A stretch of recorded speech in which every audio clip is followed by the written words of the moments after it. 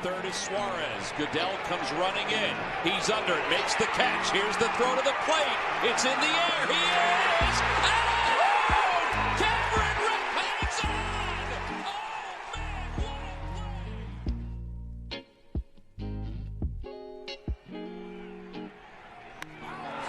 Deep to right field. Way and second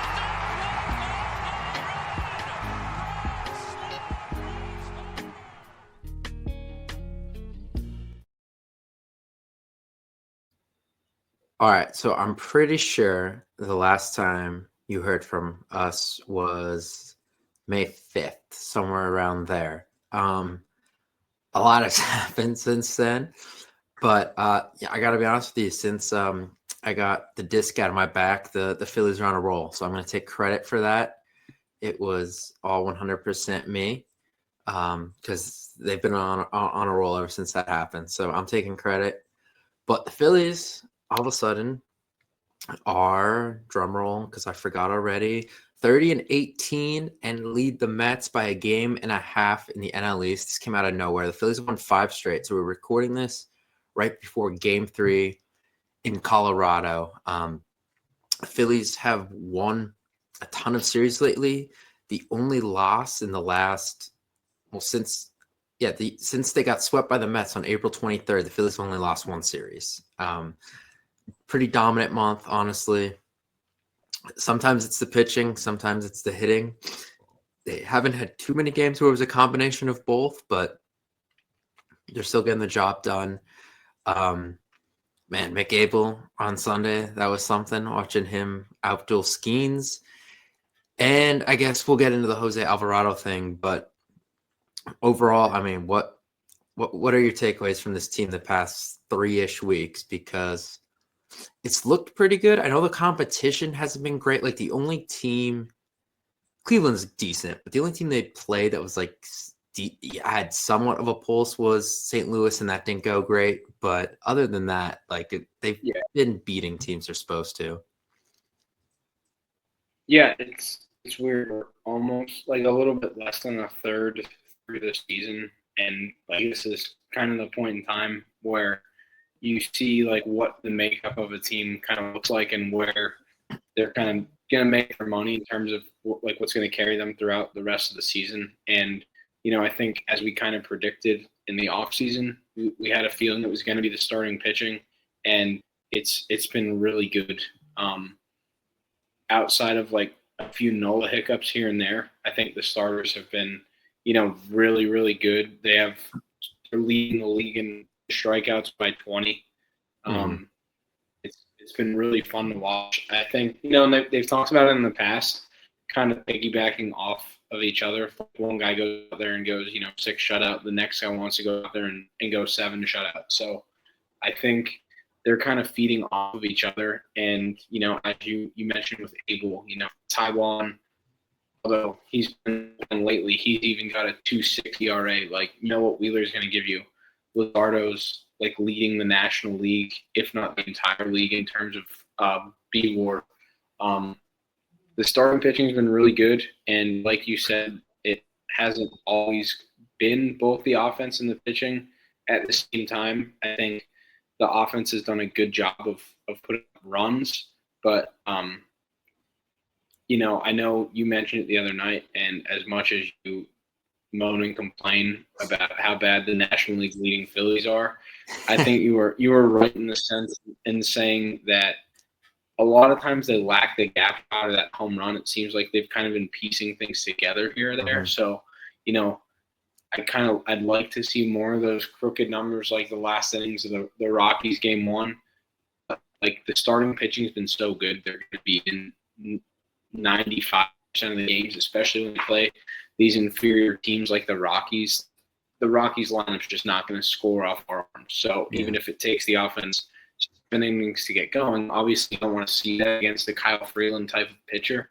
But your pitching is going to keep you in a game to where against the Rockies, it's kind of acceptable to do. So it's been really cool to watch them kind of go back and forth in terms of how they're winning games. They're doing it different ways. And kind of looking at the season as a whole and not just the last 3 weeks, they've, have a series win against the Dodgers, a series win against the Cubs, the Guardians, like the Diamondbacks. They're beating teams. The only kind of blemish is that sweep against the Mets, which they kind of just seem to have our number right now, which, sucks. But taking a step back and looking at the playoff picture as a whole, like you already have a leg up in the tiebreaker against the Dodgers. Yeah. The Cardinals could be problematic because they seem to be playing us pretty well lately. Yeah, that is a problem. But like you already have it against the Cubs too, and you still have 13 games against the Mets and the Diamondbacks, and 13 games against the Mets to kind of right that ship. So, like in terms of the series wins we have so far, it's a pretty good resume to start, and they're beating the crap out of inferior teams, what they should be doing. Yeah, so a couple things there. The first one being Nola. So he's on a 15-day IL with a sprained ankle that apparently happened when he got rocked by the Guardians. Yet he did a more start after that. I don't know how fantasy that is, but it's whatever.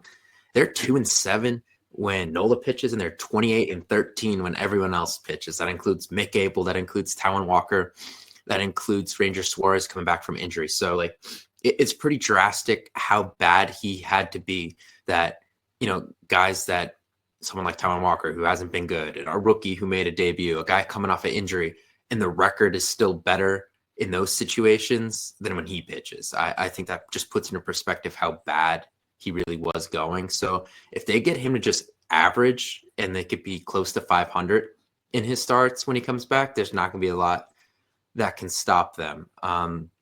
Two things that concern me that could stop them is this Jose Alvarado suspension, obviously. So they've gone, do the math, 77 games without him, they went 3 games without him. So they have 77 still more to go without him.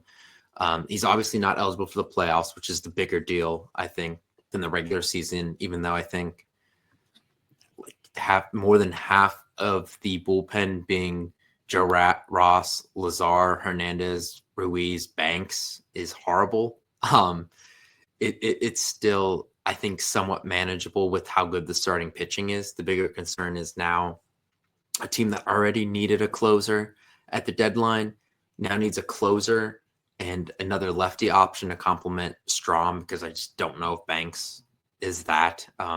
He has his good moments, but then I don't think I trust that guy in the playoffs.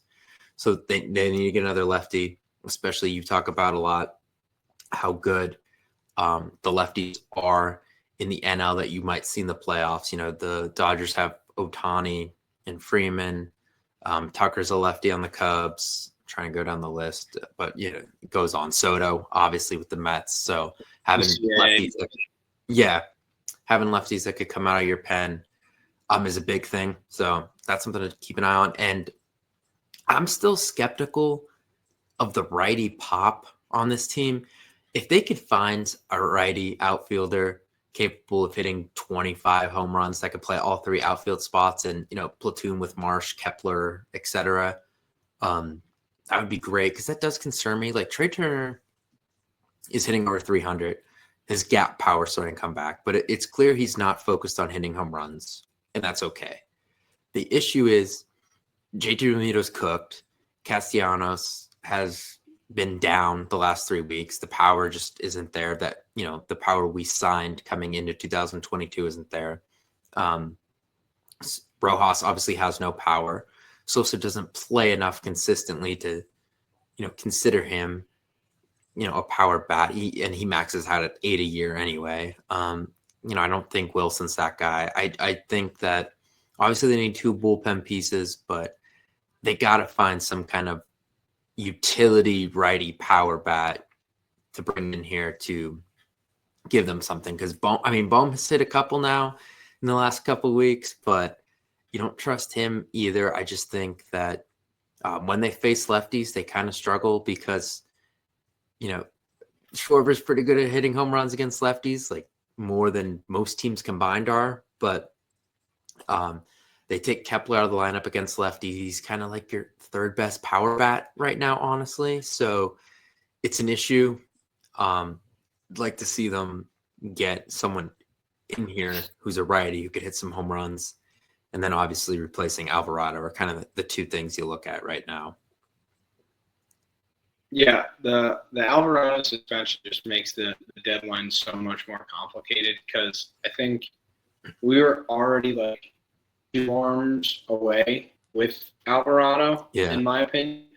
And now, obviously, you take away your biggest lefty weapon in terms of getting outs at the bullpen. I think it not even from like the trade deadline aspect of it, really changes the way that you manage your rotation, come the playoffs in a potential 7-game series. Like we've talked about moving Ranger to the pen, which we've seen work before, which is great. Mm-hmm. But like Strom sits 94, 95. Ranger in the pen still giving you, 92 to 94.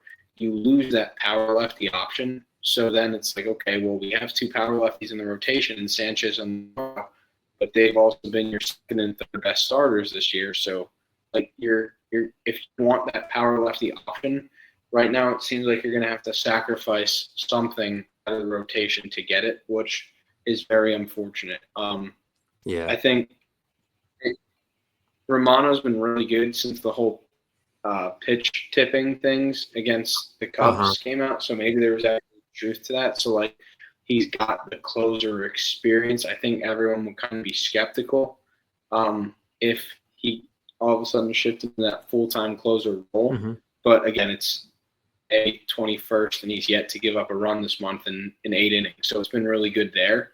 We'll see how that lasts. But like the Cardinals are in the playoff hunt now, and we've seen the articles or reports that we've already called about, Ryan Helsley. And it was probably starting with like a Justin Crawford type prospect. I don't know if that was the price. I know they're free agent, but you're in the mix now, and you didn't help yourselves out by losing a series or 2 to them. And 2, they know that we desperately need a closer, and they see that we lost our best pen arm for 80 games, and they're a game and a half or 2 games behind us record-wise. I know we have the division right now, but obviously a long way to go. So they're not just going to give up. They're not just going to give up Helsley for nothing. Mm-hmm. So it'll be kind of interesting to see how that prices out. The deadline still has a long way to go before it takes shape, but I think the 2 kind of guys that we pinpointed in the offseason were Helsley and Johan Duran, and Twins won 25 straight games basically. Yeah. And the Cardinals beat us up and are also not losing. So both those guys kind of seem to be off of the wire right now. Yeah, that is kind of suck. And, you kind of brought this up, but I started thinking about a playoff rotation. And, man, Aaron Nola being decent actually is a huge factor here, because I think if Aaron Nola is playable in the playoffs, you can make, if he has any innings left, you can make Andrew Painter your 4th starter in the playoffs, and then move one of Sanchez or Luzardo to the bullpen because they're hard-throwing lefties. So like Aaron Nola being good the rest of the way is actually a huge deal for the playoffs just because of that. Because it sounds like they really have no interest at all in Andrew Painter going in the bullpen, even in the playoffs, because apparently they want him to prepare pregame as if he's always starting. It's like even him in the playoffs as a bullpen piece doesn't sound too likely. So, I think if it goes well with him, you could possibly make him your 4th pitcher in the playoffs, and then move one of your hard-throwing lefties out to the bullpen, and it in a sense makes up for Alvarado a little bit. Doesn't help you the 77 more games that Alvarado's gone, but it helps you in the most important month of the season, which matters, obviously. All right, so kind of moving on from that, from the pitching stuff, hitter wise. So Bryce Harper has not hit a home run in a while, but he is on fire. I think he's over 500 in the last 7 games. And I didn't realize this. He's only struck out once in the last week. That is not usually a Bryce Harper thing. He was striking out a ton early in the season too. A lot of big swings, not even close to breaking stuff, but he's locked in right now. The power isn't there, but with the way Schwarber's behind him hitting home runs, he hits some singles and doubles or walks, it's okay because Schwarber likely drive him in. The lefty power department is fine on this team, but he's getting going, which is a big thing. And when they moved Stott to the leadoff spot at the beginning, whenever that was, like 4 weeks ago, Stott and Turner were getting on base, and they were not scoring because Harper was just down horrendously. A lot of strikeouts, just some ground ball double plays and stuff, and then Schwarber would come up and maybe fly out or hit him a double play just because he's a better hitter. He's still not, though. Like, you don't expect him to get a ton of singles and driving a guy. So what they were doing with the lineup, it looked good on paper, but they weren't getting the results. And I think now that lineup with Stott at the top, followed by Turner, just looks so much better because Harper is hitting the ball and Schwarber is hitting a ton of home runs. Yeah, for sure. I think, ever since his swing decisions have gotten, a little bit better, in terms of just, it's like he's guessing less in terms of going up there, swinging at the first pitch no matter what. And I think we're kind of seeing the quality of at-bats get better as the chase rate goes down, obviously. But, even the fastball that he's getting beat on, he's not missing. The double in, which was last night, the second game of the Rocky series in the first inning, they shifted him. He was late on a fastball. He shot a 40-hop ground ball, but he hit it where they weren't. And, that's what, especially somebody who shifted as heavily as he does, that's what he has to do to, get on base and move guys around. I think this is the best version of Trey Turner that we've seen, consistently getting on base. It seemed like for a 2-week stretch there, every game was a multi-hit game for him, which was great to see. I'd still like him to run a little bit more, but I think he's doing what he has to do in terms of hitting 1 or 2 in that lineup, get on, let Harper and Schwarber do damage in the middle. And it's been good to see the lineup get a little bit deeper. Bohm's really starting to hit the ball pretty. Bohm's been pretty, since the first, month of the season, he had a 331 OPS, and the last, month and a week or so, he has, an 838 OPS. And Gelb had a good article about him today, kind of just, being at peace with where he is in the lineup and everything. So it seems like things are kind of coming together there. He had a big home run the other night. So, hopefully, like you said earlier, I don't know if we can kind of count on that as our big righty pop bat. I think we kind of know what Bohm is at this point. But, as long as he's hitting, that'll be huge. I think, and this isn't a knock on Stott by any means, because I think Stott's been really good in the leadoff spot in terms of quality of at-bats, getting on base, doing, the little things that a leadoff hitter should do. But the first month of the season, everyone was like, holy shit, this is the Bryson Stott breakout. And the first month of the season, it was holy shit, Alec Bohm was terrible. We can't trade him for anything now. They should have got, pennies for him could have.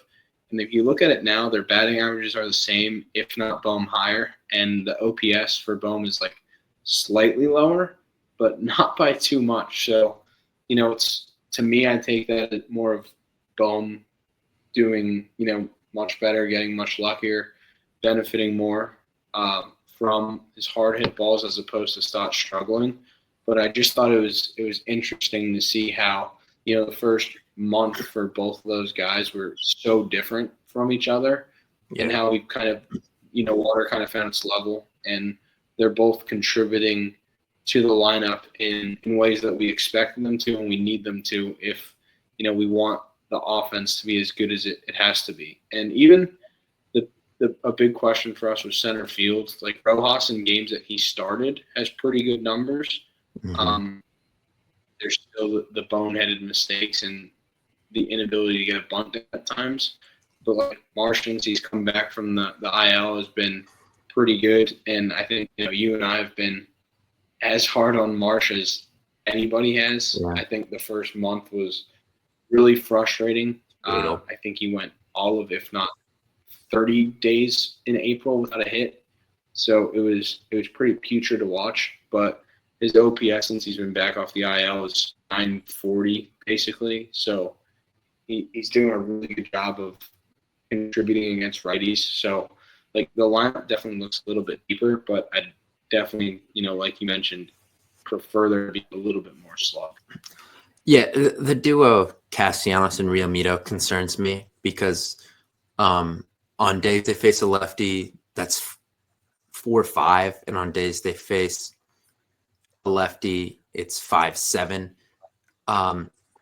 Those guys are just too high in the lineup to be performing the way they are. They don't drive the ball. It's a lot of weak contact. I think Realmuto's just shot. Castellanos, I don't know. He started off the season red hot, but it's not been great since then. The two of them got to give them something, just where they are in the order, and the fact that they are kind of the two guys you point at as righties that could hit some home runs. So they got to figure that out. I know both of them are pretty much at their end here, but they need to give them all they got left this season if this team's going to really do anything, I feel like. Yeah, for sure. I mean, I'm talking about the line being deep, but you just talked about like the 5 or the 4 and the 5 hole hitters. Mm-hmm. It's everyone around them's fine. It's just those two in the middle there. There's a lot of times where Schwarber's walking, teams are moving around him. The two of them are weak contact double plays and horrible looking strikeouts. They got to put the bat on the ball a little better with some hard contact. Yeah, I mean, at this point, like I think I saw a stat. Like at this point, this might have been during like the Tampa Bay series, and Romeo's high for grounding in the double plays with us was like 13, and he's at like 10 already. It's ridiculous that it feels like every time this dude's up with guys on base, it ends up in the shortstop or the second baseman's glove. It's crazy. Tailor-made every time, but yeah, it's definitely problematic. But unfortunately, I think we're 5 years away from Tait being ready, 4 years away, and Marchand is going to be a 0. And I think his calling card was kind of his arm when he was coming up. Like he never hit a professional home run before he made the majors, so like it was never the bat that was the draw there. But he's not even throwing guys out, and I think it's a little bit of an overkill stat in terms of Nola's ERA with him, because on whatever game Nola pitched Saturday night in Cleveland, he missed his spots by like a zillion feet, and it's not Marchand per se, but like the backup catcher, especially when they're the backup catcher to JT, who plays like 170 games a year. Really, all we need them to do is be able to handle things defensively, and at that point, it comes down to who calls a good game. And I think if you look at the rays with Marchand compared to JT and compared to Stubbs, it's pretty drastic, the difference. So I don't know how they approach that. I think at this point it's pretty safe to say Marchand will clear waivers. I don't think he's that highly coveted. So like I don't know if you call Stubbs up again. It's for maybe 2 games a week. Mm-hmm. It's not that dire with the way that JT goes out there. But we're talking about JT being cooked, so maybe you want to get him off his feet. Yeah. So I actually have a Stubbs point, and I was thinking about this at the end of Abel's outing, but I don't think the Phillies thought about this, but I think this has actually worked out perfectly, that a guy who's caught Aaron Nola, Chris Sanchez, Zach Wheeler the past few years, pros, a guy that's been around this team for 3 years. All of a sudden, he's talking to Abel and Painter every day and, giving them tips and calling the game for them. And I'm a Stubbs hater, but I do love the idea of him in AAA with those two helping them grow, especially because obviously Cotham isn't there, to babysit them. And he's an extension of Cotham. He sat in all the meetings with Cotham the 3 years prior. So, I'm not discounting that. Like, I think that's why Mick Abels looks so much better this year.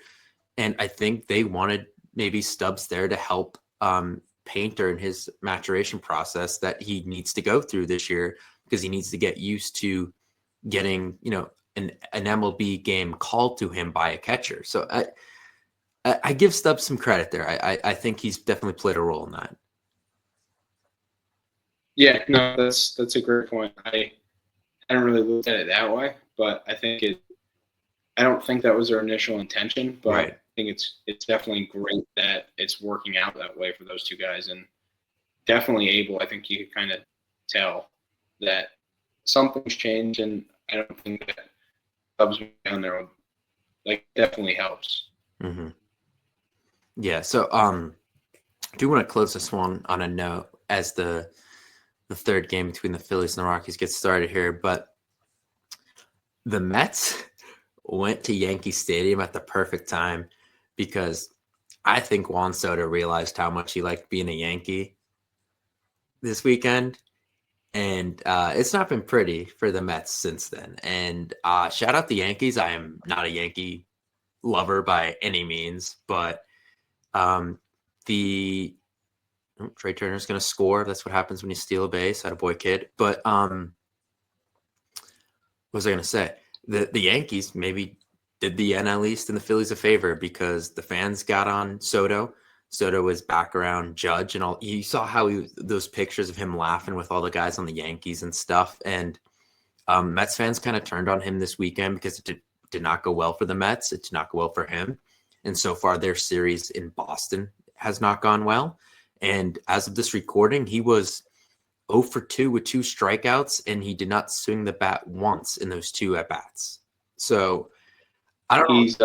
He's 0 for 3 with 3 strikeouts, and he swung the bat on his third one. Wow. So there you go. And look, we had problems with Harper when he first got here too. People thought, got the bag, blah, blah, blah, didn't care anymore.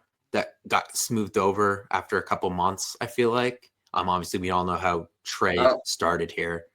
But, I mean, I got to say. Lindor started there.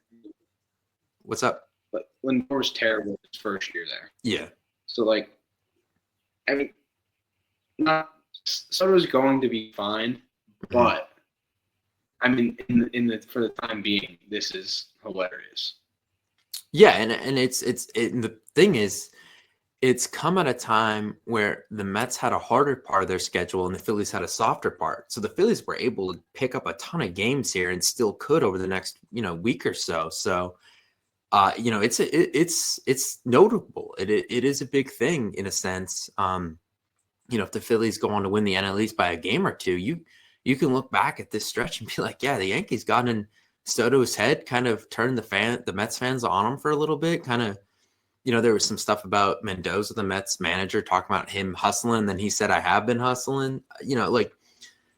It's a thing, and I think we are a benefactor of it, which is good. So we'll see how that goes. But I wanted to bring that up. Just something I also picked up on this week. Yeah, it's definitely been funny to watch. All of the reports about the Mets hierarchy not being happy with everything, and Mendoza having to talk to the $800 million man who needed a suite for his family, and the reports are now debunked. But travel on a private jet separate to the team, and it's May 19th, and he has to get talked to by his manager for not running out a ground ball that the infielder had to dive for in a tie game against your crosstown rival and former team. And then, a whole thing's made about it, and then he does the same thing the next night. So it's like, Juan Soto's bad is still like 135 or whatever WRC plus. So like it's still really damn good, and the Baseball Savant page is still crazy. But with that being said, New York is a big media market, obviously. He's getting paid a lot of money. That fan base is already starting to get a little restless with him on social media. Granted, it's probably fake, and I don't think any like real smart fans are actually getting pissed at an 802 OPS or whatever. But I will be enjoying every second and every article that comes out because I think it is absolutely hilarious. 100%. All right, so let's close this out as we always do by kind of looking at the next couple of weeks ahead. I would target probably June 2nd for the next time we talk, but if something crazy happens, who knows? So game 3 here in Colorado, Phillies put up 2 runs in the first inning, so that was nice. So let's hope they hold on to that one, and then one more in Colorado tomorrow afternoon. And then you got 3 out in Sacramento. I had to figure out what the hell ATH, what city that was, but it's the Athletics who are out in Sacramento. And then you come back and you got an interesting homestand. So you got 3 against Atlanta and 3 against Milwaukee. Rhys Hoskins, decently good team. Don't have the pitching they once did, but some of those young position players they have are starting to pop. So they're a team to keep an eye on. I got to see this team win a series against the Braves, though. I think that is a big thing, that they come home and win at least 2 out of 3 against Atlanta. I'm hoping, we can – I don't want to get too greedy. If we could just get, sweep this 4-game series against the Rockies and then just get 1 in Sacramento, I think you could get 2 there, but you get at least 1. You go 5-2 on a West Coast road trip. You take that any day of the week. But my big thing is I want to see how they match up against 2 teams that are in the NL at home that are also vying for a playoff spot possibly down the road. So that homestand will definitely have my attention. Yeah, I mean, I think obviously every time we see him on the schedule, but the Braves one's a big one that's circled for me because they got Strider back. He didn't look great against Washington. Acuna's coming. Mm-hmm. They're still in terms of the division, they're 6 games back right now. I don't know what they're doing tonight. Obviously, like you said, we are winning. I'm checking right now. They did not play today. They got rained out. So, if we win tonight, it can go to 6.5. Like, if you, win that series, sure. But, like, if you sweep and pick up 3 games, like, you're not killing them because, end of May, we've seen what happened to teams at the end of May.